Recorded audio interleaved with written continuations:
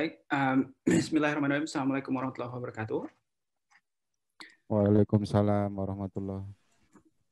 Pertama-tama saya mengucapkan terima kasih yang sebesar-besarnya atas undangan yang diberikan oleh Bapak Ibu ahli gizi dari Rumah Sakit Hasan Sadikin Bandung dan atas kesempatannya untuk bisa hari ini sebenarnya lebih banyak ke sesi sharing saya kira dibanding dengan kuliah, lebih banyak berdiskusi dengan para senior, para sejawat yang sebagian saya kenal yang familiar mukanya dengan sangat saya hormati yang sudah banyak sekali terlibat dalam perjuangan untuk membangun dan memperkuat profesi kita, dan semoga apa yang kita lakukan hari ini adalah bagian dari ikhtiar kita semua untuk sama-sama semakin memperkuat profesionalisme dan percaya diri dari semua anggota profesi kita, terutama bagi teman-teman yang berpraktik di rumah sakit. Bidang nutrition focus physical assessment ini kan sesuatu yang kiranya harusnya menjadi praktik yang lumrah, yang general, yang dilakukan secara rutin, dan juga sekarang mulai kita minta supaya di dalam pendidikan tenaga gizi di Indonesia, baik pada level S1 khususnya yang sudah profesi, itu materi fokus nutrition focus physical assessment ini benar-benar dijadikan menjadi bagian dari kurikulum, karena itu merupakan skill yang sebenarnya relatif vital dari inti pendidikan dietitian, tapi sepertinya waktu proses pelatihan kita di Indonesia, karena kita cenderung dalam kurikulum itu terlalu banyak berusaha untuk mengakomodir materi yang sebenarnya tidak terlalu esensial, jadi akhirnya terlalu banyak SKS-nya, malah yang penting itu akhirnya malah terdorong keluar seperti itu. Dan ini yang saya kira terus untuk perlu kita advokasikan sama-sama, baik itu dari profesi maupun dari institusi pendidikan, supaya hal-hal yang seperti ini yang sifatnya sangat esensial untuk pendidikan profesi kita itu menjadi bagian pokok dari proses pendidikan dan pekerjaan kita. Baik, langsung saya mohon izin untuk share screen untuk diskusi kita kali ini. Jadi saya diminta oleh panitia untuk menyampaikan functional assessment yang memang pada dasarnya bisa kita lakukan pada semua umur kedua skill ini. Namun pada kenyataannya pada sudah kita lakukan baik itu di luar negeri maupun apa yang kita temui di Indonesia, sebagian besar memang patient load yang membutuhkan pemeriksaan fisik secara khusus dan functional assessment secara detail itu adalah pada mereka yang termasuk ke dalam golongan kelompok lansia. Nah, kenapa lansia ini penting? Sekali lagi karena kalau kita lihat dari segi apa yang sudah terjadi sekarang itu di seluruh dunia, itu pergeseran penduduk itu terjadi dengan sangat nyata dan sangat signifikan, terutama di negara-negara Asia dan Afrika itu yang dulunya biasanya orang-orang seperti di negara kita meninggal cepat karena penyakit infeksi, misalnya TBC, malaria, dan seterusnya. Sekarang karena kita sudah lebih maju, teknologi kedokteran sudah lebih modern, itu survivalnya orang-orang di Asia, di Indonesia, Cina, India yang termasuk dalam 4 besar penyumbang penduduk terbanyak di dunia itu semakin panjang gitu. Jadi kita ikut berkontribusi signifikan terhadap penambahan penduduk lansia ini. Dan kalau kita lihat dari prediksi BPS itu jumlah penduduk lansia di Indonesia dalam waktu 15 tahun ke depan ini, dari 2015 estimasinya, itu akan naik dari yang sekitar 13% di awal, itu nanti 2035 perkiranya hampir 22%. Jadi kalau dihitung angka absolutnya sekitar 55 juta jiwa penduduk lansia di Indonesia yang umurnya 60 tahun ke atas. Jadi jumlahnya akan sangat signifikan sekali. Dan oleh karena itu kalau misalnya kelompok ini kenapa mengalami gangguan kesehatan terutama dan kualitas hidup, tentu eksesnya akan besar sekali gitu. Dan kalau kita nggak mengontrol dari awal, ini akan justru kembali seperti kasus gizi anak yang sampai sekarang masih belum kita kontrol dengan baik, itu malah akan menjadi beban jangka panjang yang akan susah untuk kita kendalikan dan semakin membebani sistem dan pelayanan kesehatan kita. Nah, lebih khususnya itu di Indonesia, kenapa kita sangat khawatir dengan penambahan populasi lansia ini? Karena pada kenyataannya, kalau kita melihat, itu lansia di Indonesia yang sekarang hidup, yang berusia 65 tahun ke atas, sebagian besar adalah mereka yang dari kecil itu sudah hidup dengan keterbatasan. Banyak di antara mereka yang lahir atau besar ketika awal Indonesia merdeka atau ketika waktu Indonesia masih dijajah. Jadi dari kecil itu intake secara gizi itu sudah sangat minimal sekali. Kemudian akses terhadap pendidikan, pekerjaan itu juga jauh lebih terbatas. Jadi banyak di antara mereka sudah dari kecil itu memiliki banyak disabilitas atau gangguan kesehatan. Sampai besar akhirnya juga kualitas hidupnya juga tidak terlalu baik. Dan akhirnya dampak yang sering muncul itu yang paling jelas kita lihat dari angka absolut, itu angka harapan hidup orang setelah berusia 65 tahun di Indonesia ini jauh lebih pendek. Dan terutama ini yang paling pendek lebih banyak pada laki-laki. Jadi bagi para ibu-ibu selamat, survivalnya ibu-ibu itu jauh lebih baik dibanding dengan laki-laki, dan sudah terbuktikan di berbagai penelitian termasuk yang kita kerjakan di Adelaide 2 tahun yang lalu itu kalau yang perempuan yang meninggal duluan itu biasanya suaminya nggak bertahan lama hidupnya, nggak lebih dari 3-5 tahun. Tapi kalau dibalik itu yang laki-laki meninggal duluan itu istrinya bisa hidup sampai 15 tahun lebih gitu. Jadi sepertinya karena udah bebannya lepas, jadi hidupnya lebih bahagia dan lebih tenang gitu setelah suaminya meninggal. Jadi survivalnya dari segi perempuan sekali lagi jauh lebih baik. Tapi nanti yang kita lihat di materi berikutnya bahwa perempuan itu karena ciri fenotipnya khusus, itu dengan ciri fisiologis di mana massa ototnya juga kecil, itu otomatis resiko untuk mengalami gangguan-gangguan kesehatan, penurunan kualitas hidup walaupun usianya panjang ini menjadi jauh lebih besar. Nah, kaitannya dengan malnutrisi ini lagi, ini dari hasil penelitian yang dilakukan di 11 negara sebenarnya di dalam slide ini, lihat hampir sebagian besar lansia dimanapun itu settingnya, jangankan yang masuk di rumah sakit atau yang pusat rehabilitasi yang jelas-jelas mereka sakit, itu di nursing home, di pusat panti jompo, tempat pelayanan maupun di komunitas mereka yang hidup masih dengan keluarga atau hidup mandiri, itu prevalensi malnutrisinya juga besar sekali.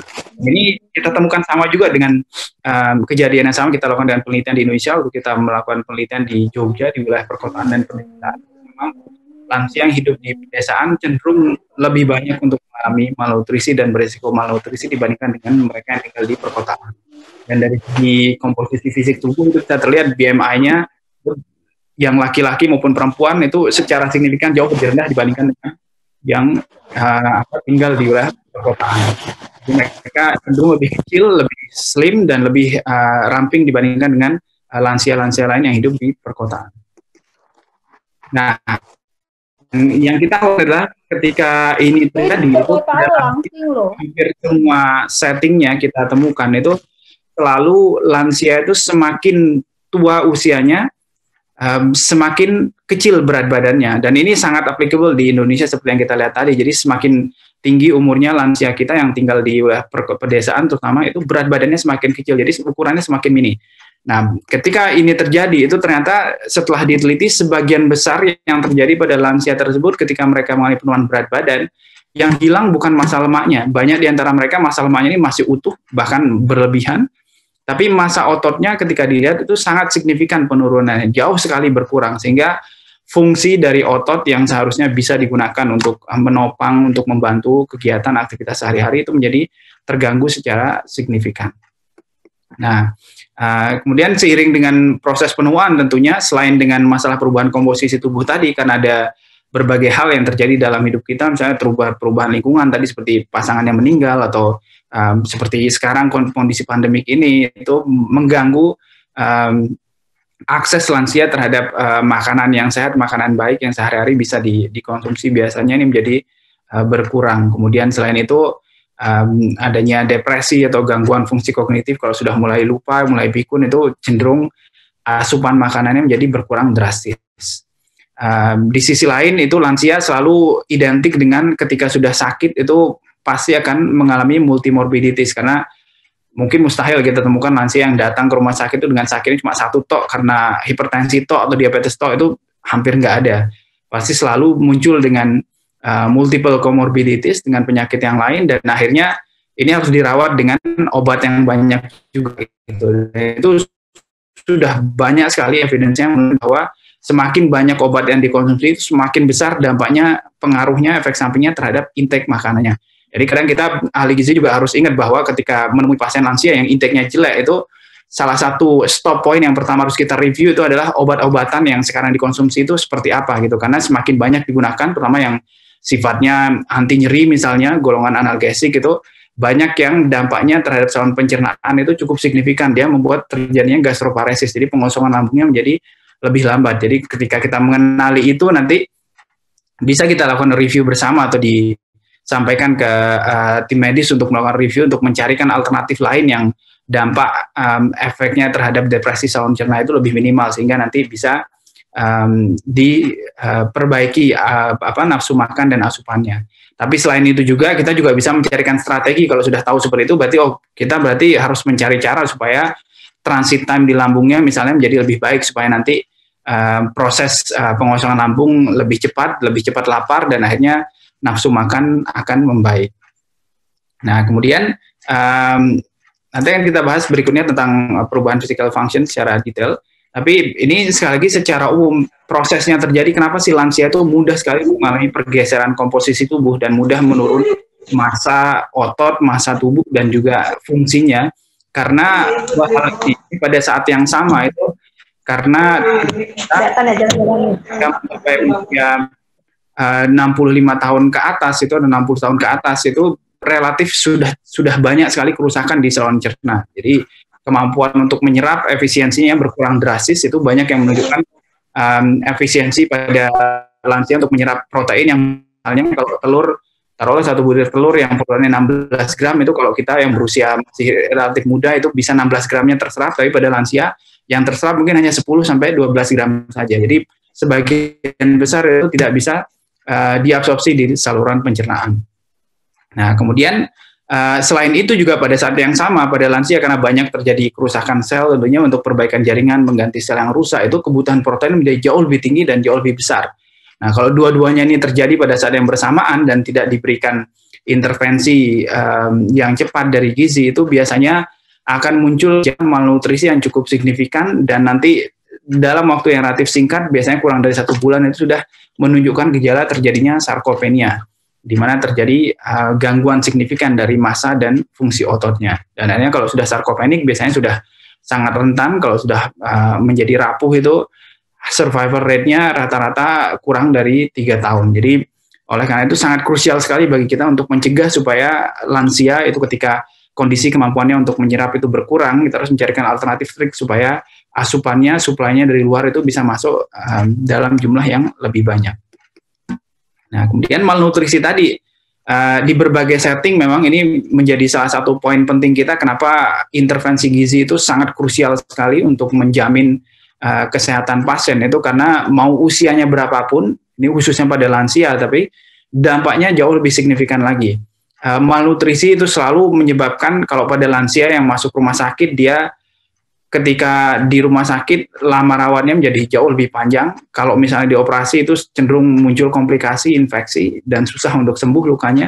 Kemudian kemungkinan untuk balik kembali ke rumah sakit itu menjadi jauh lebih besar dan kalaupun keluar dari rumah sakit itu biasanya akan membutuhkan perawatan yang lebih intensif dibanding dengan yang sebelumnya. Jadi yang tadinya mandiri malah harus dijaga terus-menerus dan tidak bisa mandiri lagi seperti sebelumnya.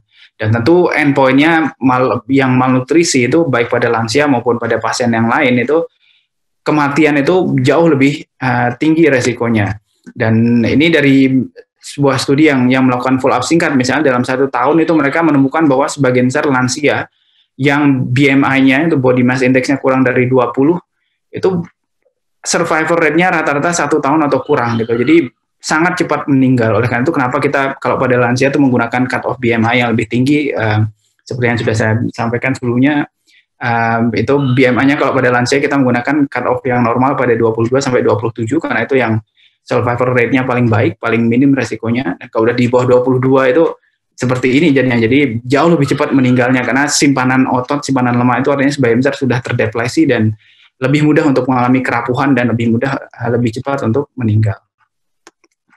Tapi selain dampak terhadap survival tadi yang harus kita perhatikan juga adalah kalau malnutrisi itu baik itu usia yang lebih muda maupun yang lebih tua itu selalu biaya kesehatannya menjadi meningkat gitu loh. Dan ini yang terjadi yang dilakukan di luar negeri, di Amerika, di Australia, di UK, dan negara-negara lainnya misalnya yang melakukan review bahwa memang semakin tua seseorang itu jelas biaya perawatannya semakin meningkat karena banyak komplikasi tadi. Tapi faktor malnutrisi itu sangat besar juga pengaruhnya terhadap biaya perawatan karena semakin banyak malnutrisi yang dialami, semakin berat maksud saya malnutrisi yang dialami, maka biaya perawatannya semakin besar.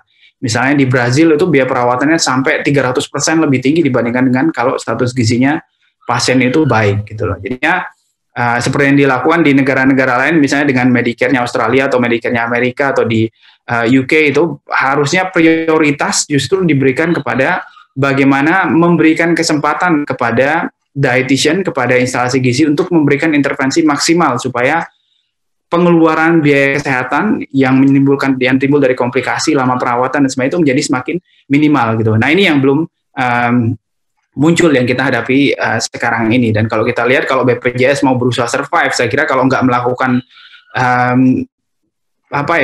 remodeling dan review dengan baik tentang mana intervensi yang sudah jelas seperti intervensi gizi sudah dampaknya signifikan mengurangi biaya perawatan, itu otomatis survivalnya BPJS itu akan juga sangat buruk gitu, nggak akan bisa sustain untuk mempertahankan membiayai sekian juta orang dengan biaya kesehatan yang sangat mahal sekali gitu. Nah, ini juga yang menjadi poin penting yang sering saya sampaikan adalah bahwa bedanya yang saya alami kalau praktek di Indonesia dengan di Australia adalah kalau di sana ketika pasien malnutrisi dan butuh suplemen itu saya bisa langsung mempreskripsikan sebanyak yang dia butuh. Biasanya saya preskripsikan 1 bulan ke depan itu suplemennya dikasih dalam bentuk 1 box besar atau dikirimkan ke rumahnya dan tinggal nanya yang disukai favorite flavornya itu apa gitu untuk supaya nanti ada mixing dan pasiennya nggak bosen gitu loh, tanpa harus mikirin ini biayanya berapa dan sebagainya karena semuanya di cover oleh pemerintah.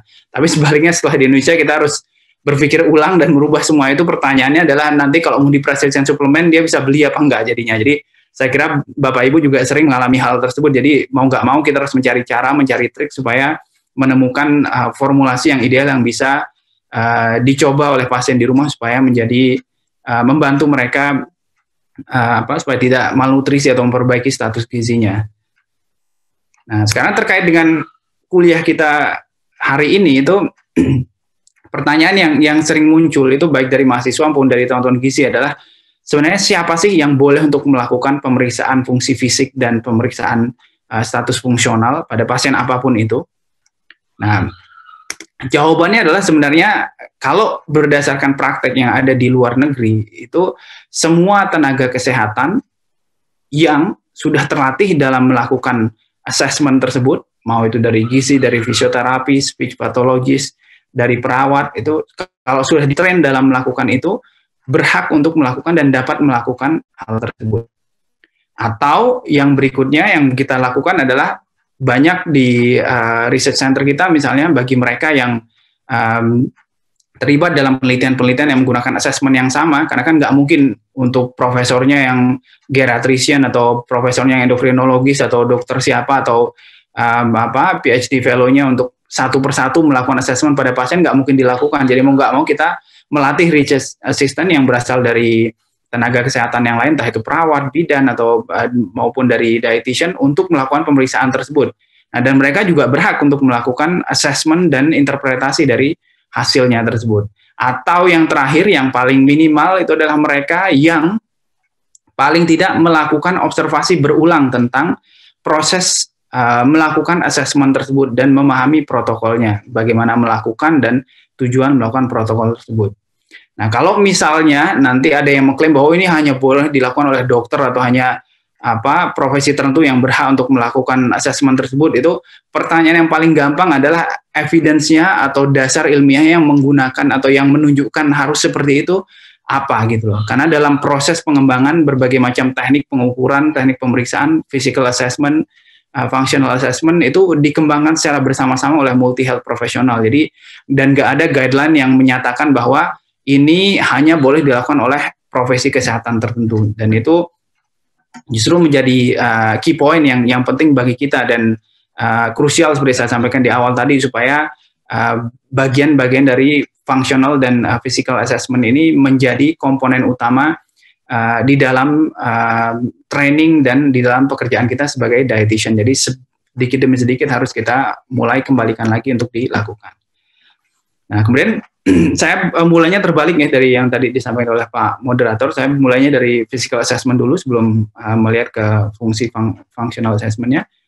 Untuk physical assessment ini terutama pada lansia yang harus kita ingat adalah bahwa seiring dengan penuaan usia kita itu selalu yang muncul berbagai macam pengurangan atau penurunan fungsi organel, sistem organ di dalam tubuh kita. Nggak hanya saluran pencernaan yang kita sebutkan di awal tadi, tapi juga misalnya sistem kardiovaskuler itu kemampuan jantung untuk memompa darah itu sudah mulai tidak sebagus sebelumnya, kemudian elastisitas pembuluh darah juga sudah mulai terganggu, kemampuan ginjal untuk melakukan filtrasi juga sudah mulai berkurang, jadi otomatis sisa-sisa metabolisme juga semakin banyak, kemudian imunitas mulai terganggu, kemudian tadi pembakaran massa otot banyak terjadi, dan akhirnya secara umum itu komposisi tubuh kita banyak mengalami perubahan dari yang tadinya dominan kalau pada laki-laki misalnya massa ototnya lebih banyak, mulai bergeser menjadi jauh lebih banyak massa lemak.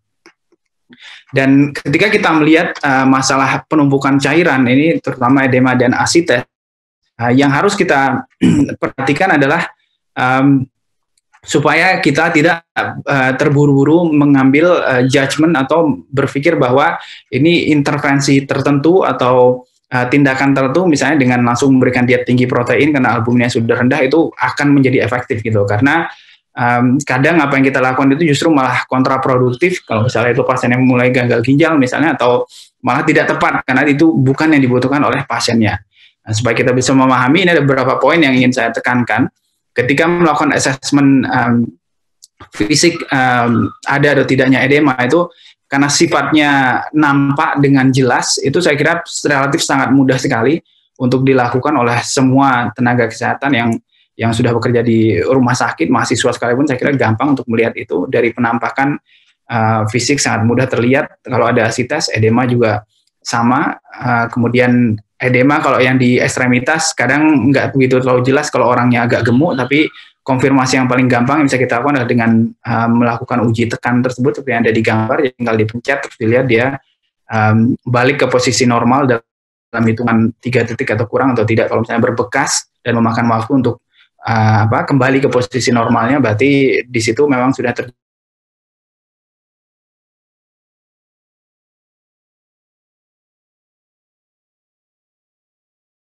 dari adanya edema dan asites ini biasanya kalau belum muncul pembengkakan atau muncul tadi seperti yang digambar yang sudah bentuknya mulai agak cabi atau mulai agak besar dan bulat, itu yang paling gampang dilihat adalah ada tanda seperti stretch mark atau kulitnya ini menjadi seperti berminyak, seperti mengkilap sekali gitu loh, seperti kalau misalnya ibu hamil yang itu ada seperti tanda stretch mark-nya tersebut. Kemudian ketika ditekan tadi muncul bekas tekanan tersebut dan tidak kembali pada posisi semula.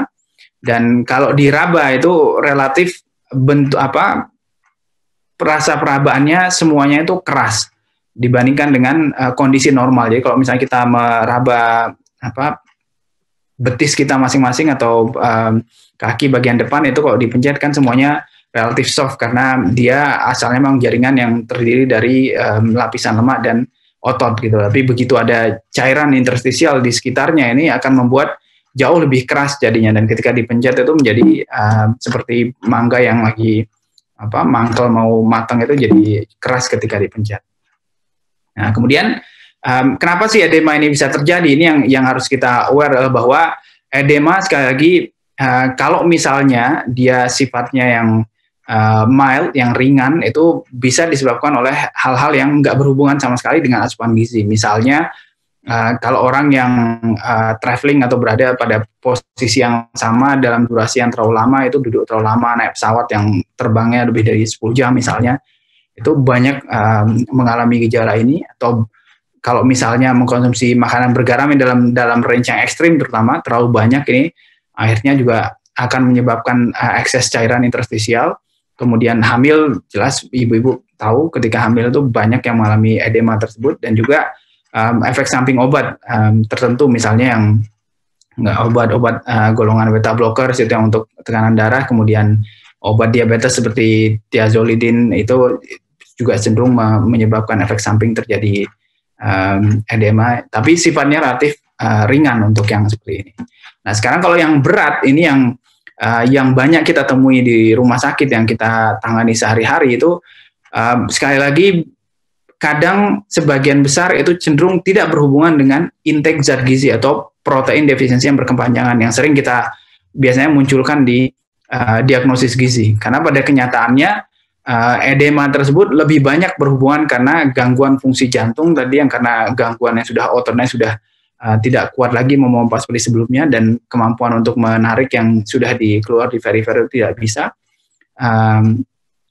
Atau karena gangguan yang menyebabkan sistem limfa itu sudah tidak bisa untuk ikut menyerap ekses cairan di saluran interstisial, atau kerusakan vena misalnya.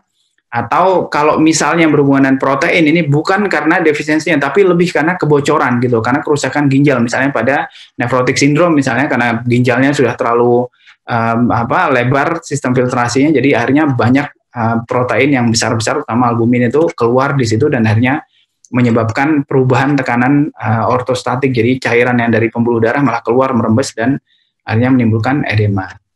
Nah, kemudian yang tadi sekali lagi bukan terkait dengan intake, tapi terkait dengan gangguan produksi itu juga terjadi. Jadi sekali lagi intake yang rendah protein tidak selalu menjadi solusi atau menjadi penyebab utama terjadinya edema. Nah, selain karena keluarnya protein tadi, itu banyak juga terjadi karena akibat gangguan pada proses produksinya. Kalau misalnya pasien mengalami sirosis misalnya, otomatis produksi albumin dan protein-protein yang besar lainnya dalam tubuh itu terganggu secara signifikan. Jadi nggak dijadikan prioritas untuk produksinya, dan kapasitas produksinya juga berkurang drastis, dan akhirnya otomatis albumin akan turun. Nah, ini yang kondisi yang biasanya benar-benar erat kaitannya dengan asupan protein yang bisa kita boost dengan nanti memberikan ekstra protein untuk membantu meningkatkan produksinya. Nah, secara patofisiologi ini sekali lagi supaya kita nggak selalu menganggap bahwa dia terkait dengan asupan protein, yang paling banyak menyebabkan edema ini adalah dua hal ini. Yang pertama itu gangguan hemodinamik, yaitu gangguan tekanan di dalam pembuluh darah yang menyebabkan darah atau cairan itu bergerak atau keluar merembes dari dalam pembuluh darah ke dalam rongga interstisial.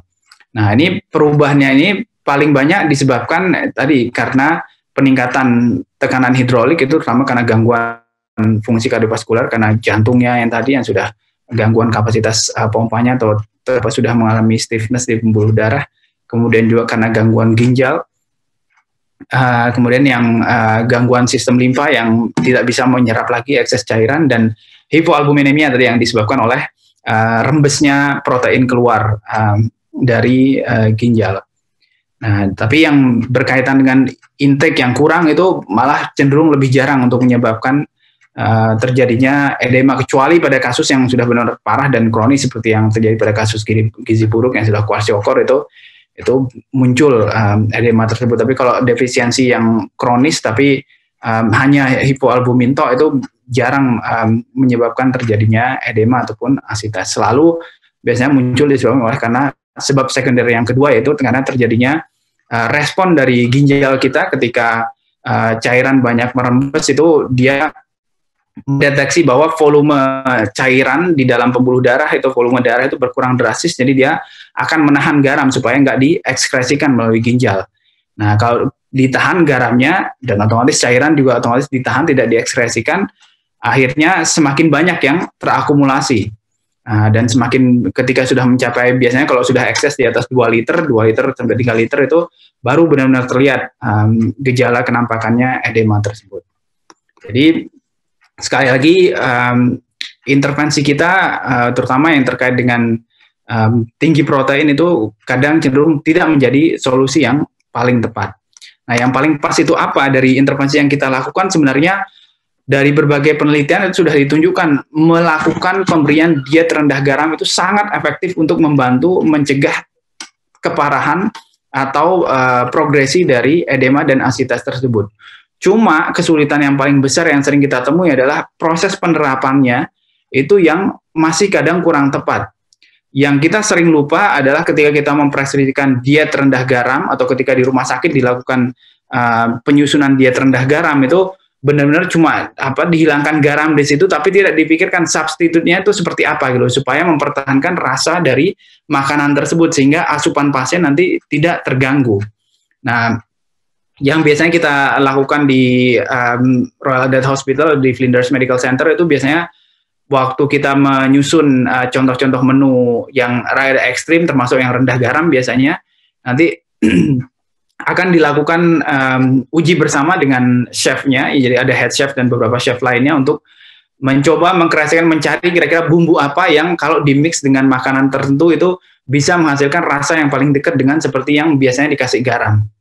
Dan akhirnya itu dari produk yang trial seperti itu, akhirnya kita bisa menghasilkan menu yang walaupun dia rendah garam, tapi secara rasa itu nggak berbeda jauh gitu. Nah ini yang perlu untuk kita pikirkan ketika nanti mempreskripsikan diet rendah garam pada pasien. Itu jangan sampai diet rendah garam toh hilang garam tapi nggak ada penggantinya untuk merubah rasanya supaya bisa seperti sama enaknya dengan makanan yang masih diberikan garam.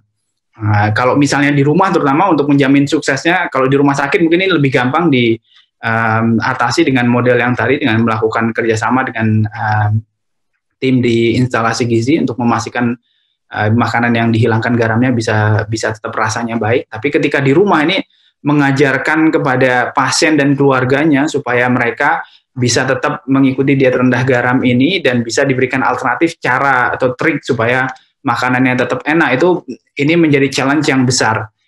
Dan sebenarnya kalau Bapak Ibu yang ada di instalasi gizi mungkin paling gampang itu memanfaatkan kalau lagi ada mahasiswa itu untuk membuat kreasi resep yang terutama untuk diet-diet yang ekstrim termasuk yang rendah garam atau yang misalnya ada rendah protein dan lainnya itu untuk membuat kreasi rasa yang bisa tetap enak kekinian tapi memenuhi koridor minimal diet rendah garam atau diet rendah protein atau diet lainnya gitu. Jadi bisa ada alternatif trik memasaknya bagaimana, dan ini yang kita jadikan contoh informasi flyer yang kita ajarkan kepada pasien dan keluarganya.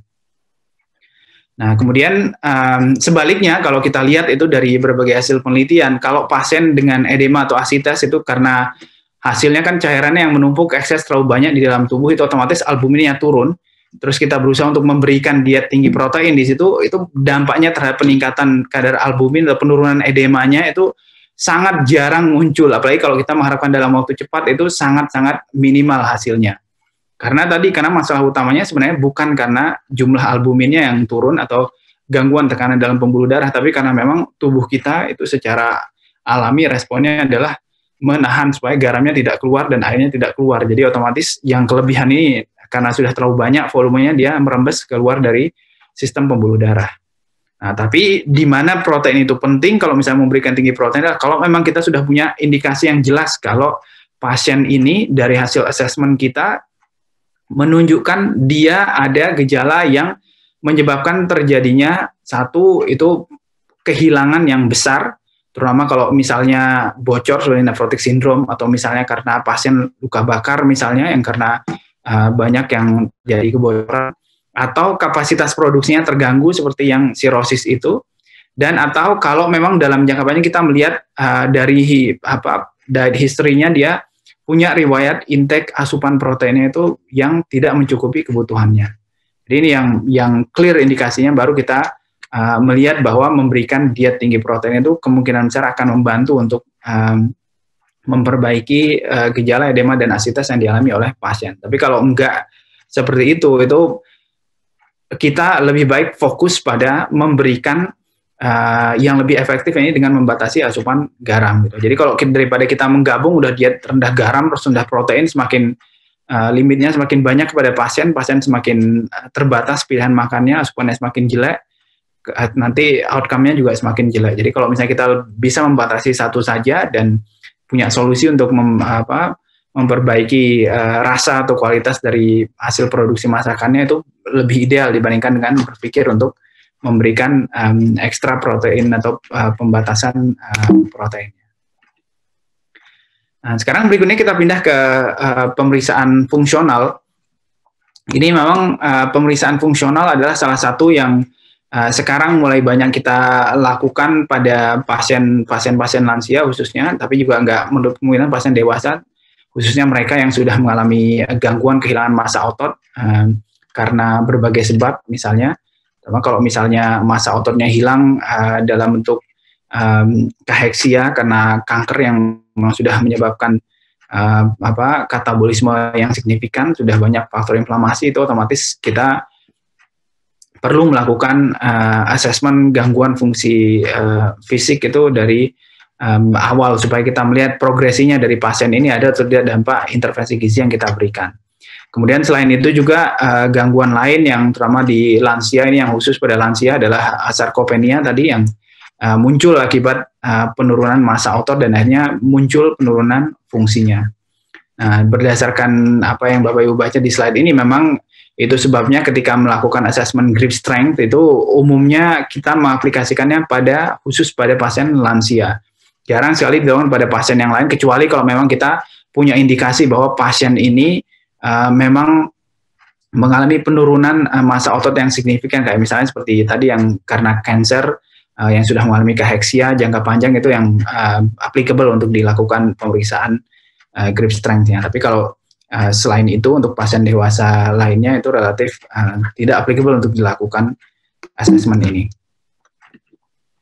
Nah, pada sarkopenia sendiri ini yang sering akan Bapak Ibu temui pada pasien-pasien sarkopenia itu selalu yang muncul dari kriteria diagnosis sarkopenia, sekali lagi bisa dilakukan oleh siapapun, bukan oleh tenaga kesehatan tertentu, itu adalah fenotip atau tanda di mana terjadi penurunan secara signifikan kekuatan menggenggamnya, kan kita lihat dari grip strength-nya, atau juga penurunan dari kemampuan untuk berjalan yang dilihat dari gait speed-nya. Jadi grip strength atau gait speed itu bisa dilakukan sebagai salah satu alternatif dalam melakukan pemeriksaan status fungsional pada lansia. Nah, selain itu sebenarnya ketika melihat status fungsional itu khususnya pada pasien lansia, toolsnya ada banyak sekali yang bisa dilakukan oleh semua orang sekali lagi dalam melakukan assessment ini. Tidak hanya dengan menggunakan grip strength. Yang umum itu yang sifatnya semi objektif misalnya banyak dilakukan dengan menggunakan kuesioner seperti Frail kuesioner, kemudian dengan ADL kuesioner atau yang bisa melihat kemampuan seseorang untuk melakukan aktivitas sehari-hari, misalnya bisa mandi, bisa makan sendiri, bisa pakai baju sendiri, bisa keluar kamar, berjalan ke rumah sendiri, atau yang lebih detail sampai dengan misalnya kualitas untuk recovery atau kemungkinan untuk bertahan hidup selama satu tahun ke depan itu juga ada. Jadi banyak sekali yang kita lakukan. Kalau pakai di rumah sakit umumnya, kalau dipakai geriatri yang sekarang mulai kita lakukan untuk pelatihan multi professional education untuk geriatric patient itu di teman-teman yang mahasiswa di FKKM KUGM untuk yang sudah lulus S1 kedokteran keperawatan dan gizi yang sedang menjadi dietitian muda yang menjadi honors dan menjadi koas, itu kita mengajarkan mereka semua untuk melakukan apa yang kita sebut dengan short physical performance battery. Jadi yang isinya di dalamnya ada gait speed, ada grip strength, kemudian ada kemampuan untuk bisa duduk dan berdiri, itu time up and go, untuk melihat kira-kira seberapa besar kemampuan lansia itu untuk bisa secara mandiri melakukan aktivitas yang dilakukan sehari-hari seperti untuk duduk, bangun dari tempat tidur, dan seterusnya. Jadi sekali lagi toolsnya sangat banyak sekali dan grip strength ini adalah hanya salah satunya. Nah, sekarang bagaimana sih cara melakukan pemeriksaan grip strength ini? Akan saya mainkan videonya supaya Bapak Ibu bisa melihat prosesnya.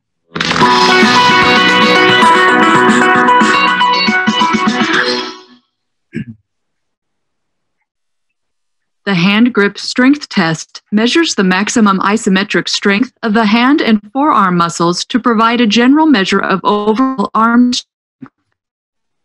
Hand grip strength is an important strength for a variety of activities of daily living and recreational activities in which hands are used.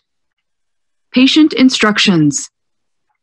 The subject holds the dynamometer in the hand to beat with the arm at 90 degrees and the elbow at the side of the body.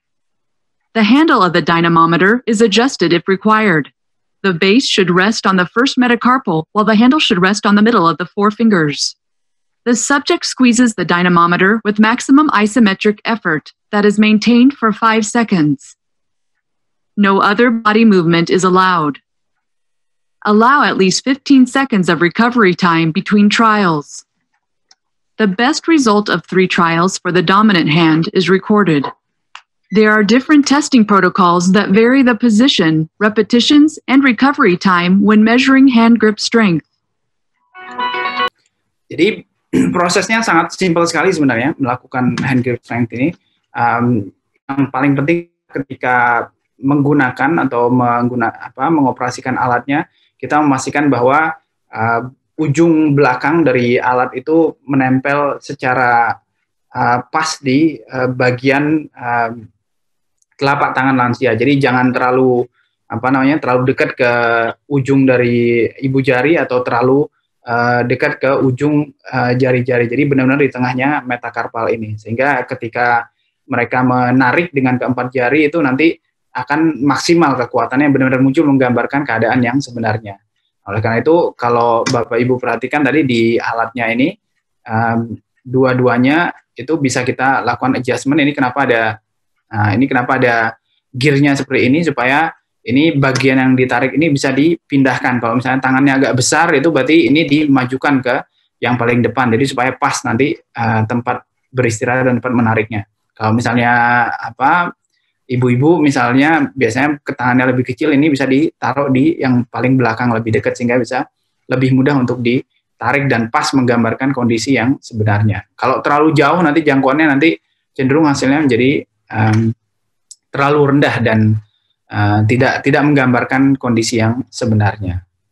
Nah, kemudian ketika melakukan ini ada berbagai macam argumen sebenarnya mana yang ideal. Itu yang paling gampang sebenarnya untuk asesmen fungsional, karena kita ingin melihat sebenarnya fungsi tubuh itu yang benar seperti apa. Jadi yang ideal adalah menggunakan tangan yang dominan, yang paling kuat gitu. Jadi kalau orangnya bertangan kanan ya otomatis tangan kanan yang digunakan. Tapi kalau orangnya kidal ya otomatis tangan kiri yang digunakan gitu. Karena itu yang kita inginkan adalah mendapatkan gambaran seberapa kuat atau seberapa baik fungsi otot ekstremitas bagian atas dari pasien tersebut. Jadi kita menggunakan yang paling dominan, sekali lagi yang paling baik, bukan kiri to atau kanan to gitu. Ada yang menggunakan dua-duanya sudah di rata-rata, tapi berdasarkan berbagai literatur yang ideal dilihat adalah dengan menggunakan yang tangan yang paling dominan. Kenapa seperti itu? Karena kalau menggunakan dua-duanya kiri kanan juga membebani pasien, harus dilakukan pengukuran misalnya kiri 3 kali, kanan 3 kali, kan itu pegel gitu. Kasihan juga lansianya. Kalau bisa cuma satu tangan tapi yang dominan dan hasilnya valid, itu kenapa nggak kita lakukan saja. Nah, dan ketika melakukan pemeriksaan ini, itu grip strength itu sebenarnya ada cut off-nya, tapi cut off-nya bukan berdasarkan usia. Jadi berdasarkan jenis kelamin dan BMI seseorang gitu loh. Kenapa dengan BMI? Karena tadi dasarnya adalah BMI itu menggambarkan kondisi komposisi tubuhnya saat ini seperti apa. Jadi harapannya kalau BMI-nya lebih tinggi, harusnya massa ototnya juga logikanya lebih besar, jadi harusnya dia lebih kuat dalam menggenggam itu. Nah, begitu juga dengan ketika BMI-nya mengalami penurunan yang signifikan, itu misalnya kalau pada perempuan yang BMI-nya kurang dari 23, harusnya otomatis yang normal itu ya antara 17 sampai dengan 17,3 gitu, rentang normalnya gitu. Nah, enggak di atas 17 lah intinya kekuatan genggamannya. Jadi enggak berberdasarkan usia, tapi lebih kepada komposisi tubuhnya saat itu seperti apa. Nah, cuma menggunakan cut off ini juga agak relatif susah di Indonesia. Kenapa saya sebut susah? Karena cut off ini yang dibuat itu diambil berasal dari negara-negara yang relatif maju. Dari hasil perbandingan kita lakukan itu di Indonesia misalnya rata-rata dari penelitian kita lakukan di Jogja itu laki-laki itu kekuatan genggamannya berkisar antara 22. Yang di pedesaan itu rata-rata 20 kekuatannya. Pada perempuan itu rata-rata kurang dari 15, baik itu di kota maupun di desa. Jadi relatif lebih rendah dibanding dengan cut off ini. Jadi kalau kita menggunakan cut off ini, itu otomatis orang Indonesia itu semuanya lansia itu masuk ke dalam kategori yang grip strength-nya itu di bawah normal semua gitu. Walaupun BMI-nya ada di 28 atau 29 misalnya, tapi kekuatannya rata-rata itu di bawah dari yang normal cut off ini.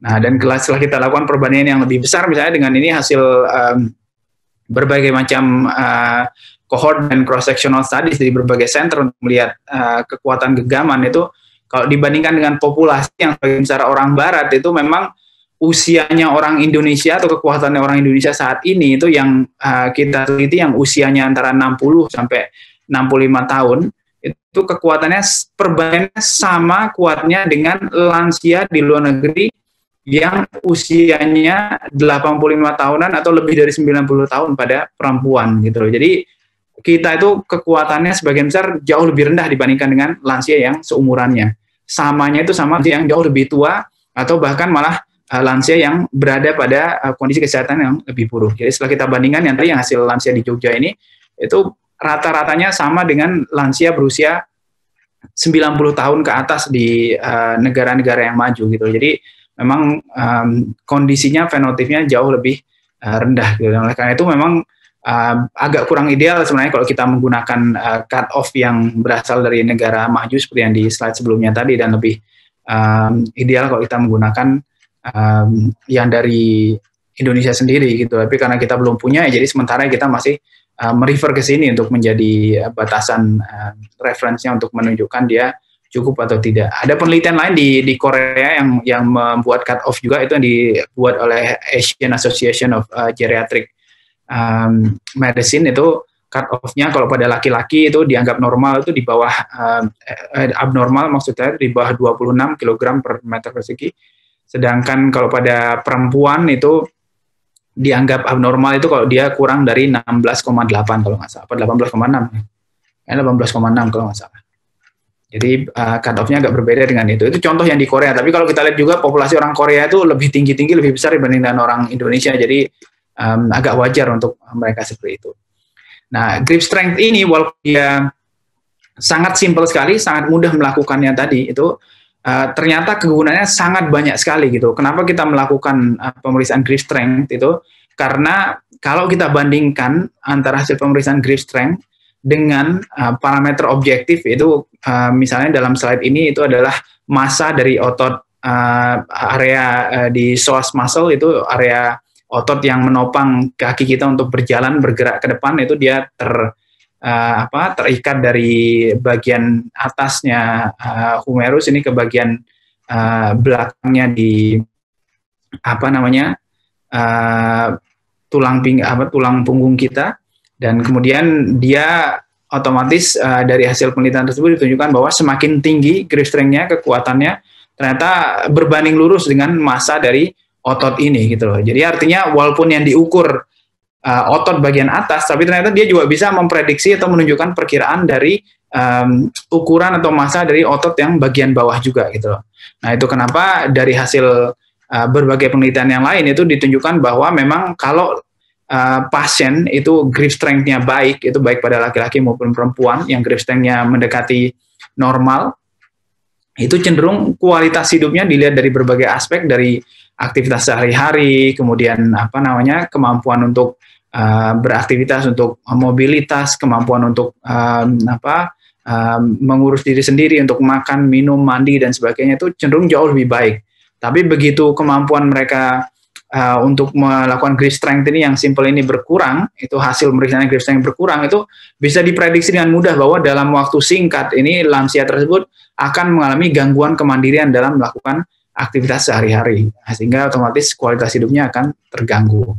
Dan dari penelitian lain juga ditunjukkan memang kalau lansia yang grip strength-nya jelek itu ternyata bisa memprediksi bahwa dia kemungkinan besar itu akan mengalami banyak komplikasi ketika berada di rumah sakit. Dan itu nilai prediktabilitasnya atau kemampuan memprediksi kejadian-kejadian tersebut itu sangat kuat sekali. Dari hasil banyak penelitian itu selalu berbanding lurus antara grip strength dengan kecepatan recovery pada pasien pasca bedah misalnya.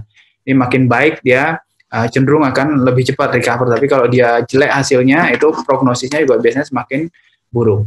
Begitu juga dengan survival, itu kemampuan bertahan hidup seperti kita lihat itu pasien-pasien yang hand grip strength-nya rendah yang di bawah standar tadi, itu ternyata kemampuan bertahan hidupnya itu menjadi semakin pendek dan baik pada laki-laki maupun perempuan itu cenderung jauh lebih signifikan lebih singkat masa hidupnya. Jadi kalau kita lihat ini misalnya laki-laki yang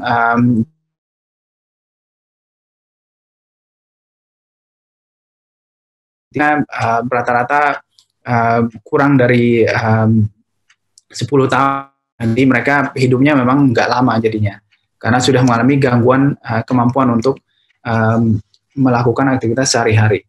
Nah, setelah kita lihat juga selain itu mungkin yang banyak Bapak Ibu nanti bisa perhatikan itu ketika kita melihat pasien dilakukan assessment grip strength-nya itu sebelum kita melakukan assessment fungsi memori, fungsi kognitif misalnya dengan menggunakan MMSI atau tools yang lainnya, itu ternyata selalu muncul kalau dia grip strength-nya jelek, ini hasilnya nanti memory function-nya kemungkinan akan jelek juga. Dan selalu muncul mereka yang memory function pasien-pasien sudah mulai pikun, itu yang mulai mengalami demam begitu ringan, bahkan yang berat sekalipun itu dia kekuatan genggamannya menjadi semakin terganggu, dan itu tertranslasi secara langsung itu dari hasil status gizinya. Ketika grip strength-nya jelek, itu status gizinya juga menjadi semakin jelek juga. Jadi grip strength ini bisa kita gunakan sebagai alat yang valid bagi kita seorang dietitian untuk prediksi perubahan status gizi pada pasien itu kira-kira status gizinya saat ini itu seperti apa gitu. Kalau misalnya taruhlah pasien dalam kondisi tadi karena dia mengalami edema dan asites, melakukan assessment fungsi tubuh itu komposisi tubuh susah, kita nggak tahu dia malnutrisi apa enggak, itu kita bisa gunakan grip strength sebagai alternatif untuk melihat fungsi ototnya yang menunjukkan bahwa misalnya kalau grip strength-nya rendah, berarti ini kemungkinan pasien yang sudah mengalami penurunan massa otot yang signifikan dan dia mengalami malnutrisi gitu. Jadi itu bisa kita sebagai ekstrapolasi untuk hal tersebut. Mungkin itu dulu dari saya, Pak Moderator. Kita lanjutkan mungkin lebih banyak dengan diskusi dengan Bapak Ibu sekalian. Terima kasih.